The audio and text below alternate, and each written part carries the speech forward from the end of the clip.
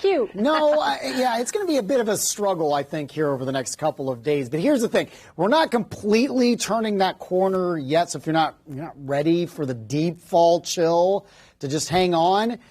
We do have some better news for you, but boy, do we have some big swings here over the coming days. And it begins today. All right, we're not going to move a whole lot from where we're at right now. 41, our current temperature. Under a partly cloudy sky, it's quiet. Winds fairly light out of the west at 8. Does make it feel like the mid-30s.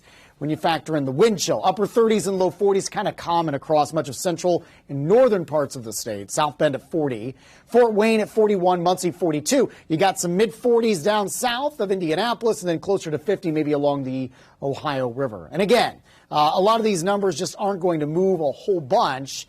Big cold front that moved through didn't bring any precip to us during the evening hours last night, overnight. That's now moving east, the mild temperatures with it. So you can see that cooler air spinning in from the north. And so that's what we tap into for the next couple of days. Numbers are going to struggle a lot today here. We're into the mid 30s through around the 8 o'clock hour. By midday, we should be back to the low 40s. I think the best that we can do later on this afternoon, probably around 44, 45, which is about 20 degrees cooler than where we should be for this time of year. The average high on this date is 66, so obviously well off the mark here as we roll through the day. On top of that, a little breezy, so that will kind of cut through you a little bit here for the day today with those winds coming out of the north and west. Could be anywhere between 15 to 20 miles per hour, gusting 25, maybe as high as 30 at times. Breezy, I'm not going to go super windy, but you're definitely going to notice if you're going to be spending some time outside. Also note, there is a freeze warning in effect.